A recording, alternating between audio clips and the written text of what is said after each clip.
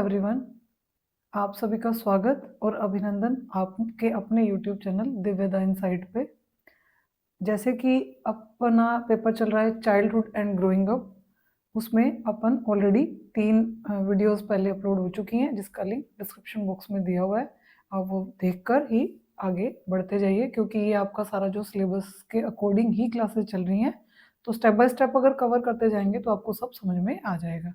अपना जो मेन उद्देश्य है वो इजी वे में आपको सारे कंसेप्ट क्लियर करना, जिससे कि आपको एक नोट्स पैटर्न में मैटर भी मिल जाए, प्लस आपको जो कंसेप्ट है वो सारे क्लियर हो जाए। अपना मेन जो मोटिव है वो यही है।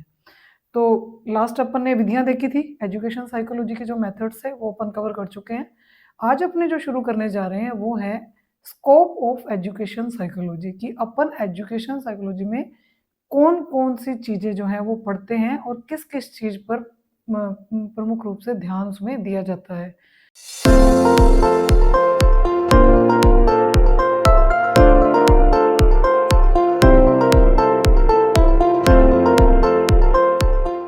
सबसे पहले अपन देख लेते हैं कि स्कोप में क्या क्या चीजें आती हैं। तो शिक्षा मनोविज्ञान का क्षेत्र बहुत ही व्यापक है।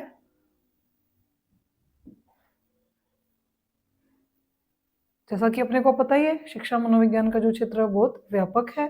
ये शिक्षक को विद्यार्थी को समझने, प्रभावी शिक्षण करने तथा शिक्षा के उद्देश्यों को प्राप्त करने में सहायता करता है।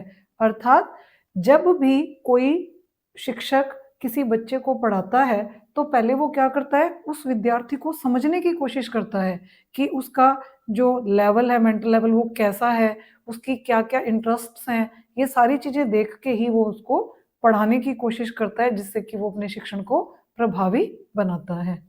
अब कुछ परिभाषाएं देख लेते हैं जिससे शिक्षा मनोविज्ञान का जो क्षेत्र है उसका कंसेप्ट और ज्यादा क्लियर हो जाएगा अपने को। सबसे पहले जो डेफिनेशन दी है वो है क्रो एंड क्रो की। उन्होंने क्या कहा है, शिक्षा मनोविज्ञान की विषय सामग्री का संबंध सीखने को प्रभावित करने वाली दशाओं से है।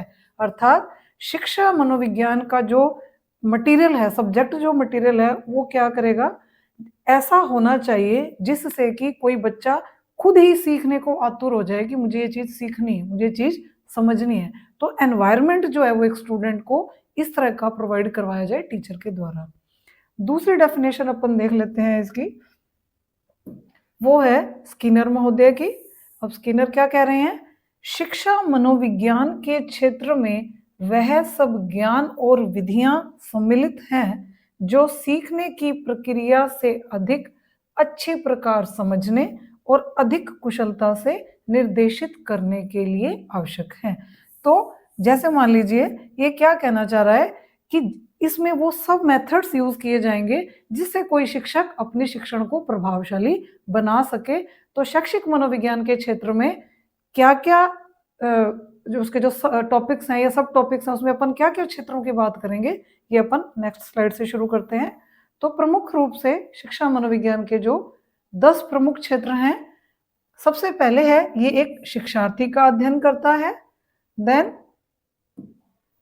व्यक्तिगत विभिन्नताओं का, फिर विकासात्मक अध्ययन, फिर अधिगम प्रक्रिया कैसी होनी चाहिए शिक्षण में, पाठ्यक्रम करिकुलम कैसा हो, टीचिंग मेथड्स कौन कौन सी यूज की जाए, गाइडेंस एंड काउंसलिंग अर्थात मार्गदर्शन और परामर्श, फिर मेंटल हेल्थ मानसिक स्वास्थ्य कैसा हो बच्चों का, फिर उनको कैसे मोटिवेट किया जाए, और लास्ट है मापन एवं मूल्यांकन, मेजरमेंट एंड इवेल्युएशन।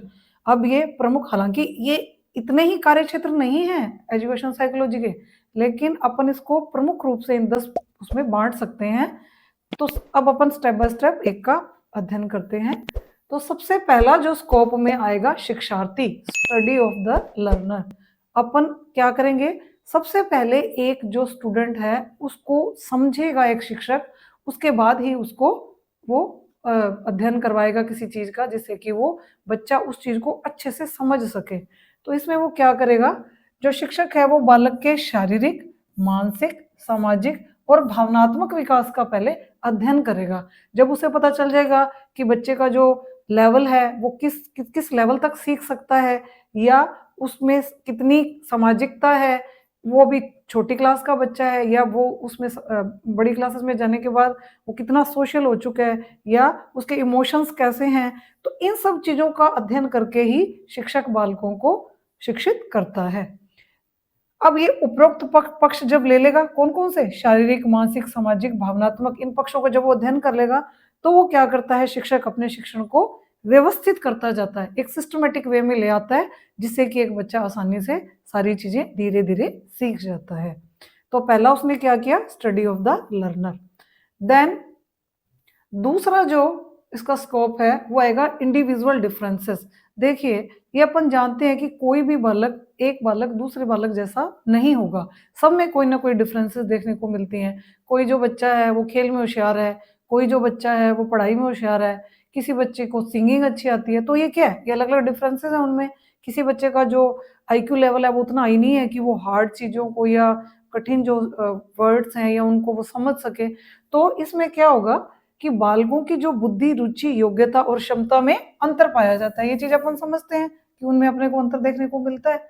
तो जब उनमें डिफरेंसेस हैं तो पहले शिक्षक क्या करेगा, क्लास में सारे बच्चों की इन विभिन्नताओं की स्टडी करेगा कि इन बच्चों का ये जो अंतर है, इनको देखने के बाद ही वो सोचेगा, समझ पाएगा कि इन बच्चों को मैं कैसे पढ़ा सकता हूँ। शिक्षा मनोविज्ञान द्वारा बालकों के विभिन्न स्तरों के अनुसार ही शिक्षण विधियों का चयन किया जाता है। अपन ने लास्ट जो 2 वीडियोज़ में सारी मेथड्स देखे थे, अंतर्दर्शन विधि है, बहिर्दर्शन विधि है, प्रयोगात्मक विधि है।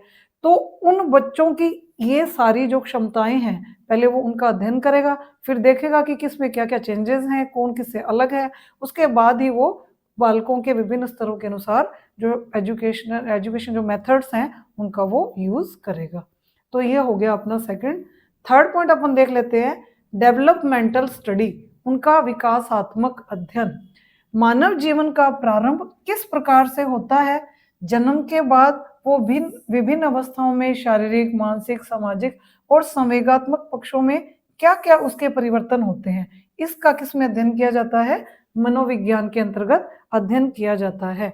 अर्थात जैसे मान लीजिए कोई एक बच्चा अभी छोटा है, शैशवावस्था में है, धीरे-धीरे वो बाल्यावस्था में आया, किशोरावस्था, प्रौढ़ावस्था, तो जैसे-जैसे उसकी स्टेजेज़ चेंज होती जाती हैं, उसकी जो उसका सोचने की, विचारने की जो क्षमता है, उसमें भी परिवर्तन आता जाता है।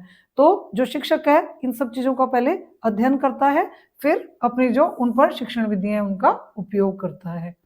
Then learning process. अब अधिगम क्या है? शिक्षण प्रक्रिया का प्रमुख आधार ही अधिगम है। तो जब अपन किसी बच्चे को या किसी व्यक्ति को कुछ सिखाना चाह रहे हैं, तो उसके लिए जो सबसे प्रभावी अधिगम तरीके हैं, वो कौन-कौन से होने चाहिए? ये भी शिक्षा मनोविज्ञान के अंतर्गत अध्ययन किया जाता है।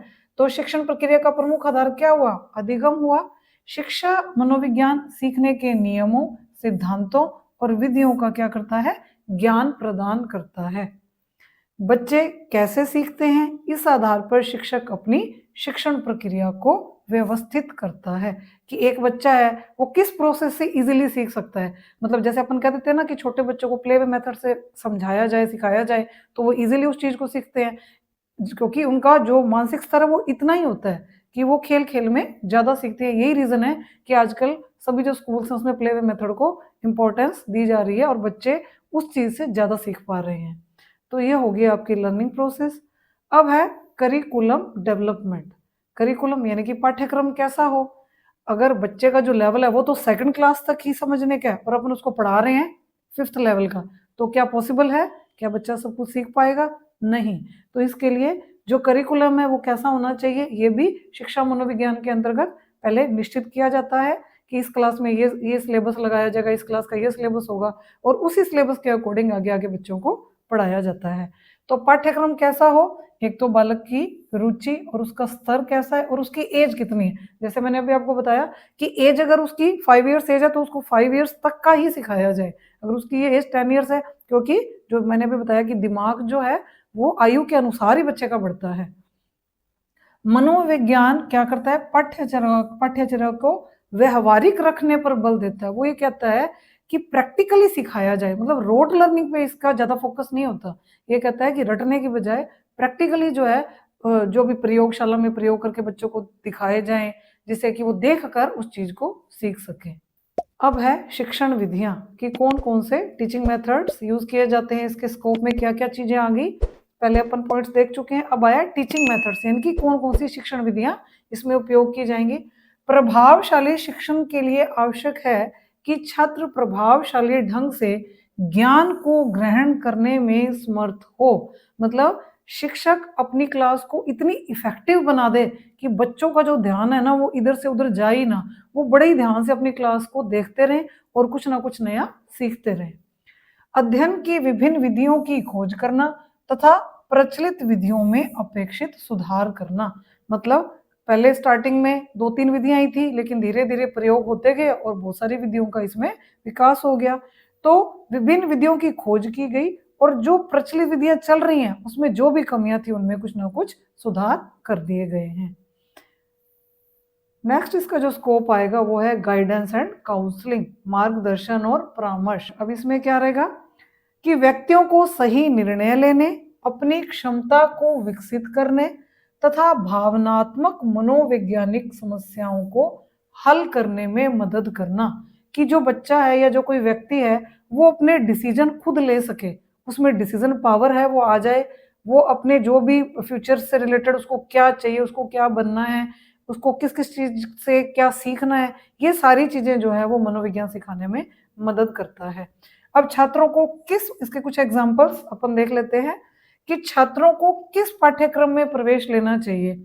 अब देखिए, मान लीजिए कि कोई एक बच्चा है जिसको बायोलॉजी में बिल्कुल इंटरेस्ट नहीं है, लेकिन उसके पेरेंट्स क्या चाहते हैं कि हमने तो इसको डॉक्टर ही बनाना है, तो कई बार जबरदस्ती उनको उस फील्ड में डाल भी दिया जाता है, लेकिन ऐसे बच्चे कभी भी सक्सेस नहीं होते क्योंकि उनका इंटरेस्ट ही नहीं था उसमें। तो पेरेंट्स को कभी भी बच्चों को बाउंड नहीं करना चाहिए। ठीक है, उनकी खुद की इच्छाएं हैं कि उनका बच्चा डॉक्टर बने, लेकिन क्या बच्चा खुद डॉक्टर बनना चाहता है? तो इस तरह के कोई भी जो चीजें हैं वो बच्चों को कभी भी बाउंड नहीं करनी चाहिए। अपने इंटरेस्ट के अकॉर्डिंग जो भी बच्चा सब्जेक्ट लेगा उसमें वो 100% सफल होगा ही होगा।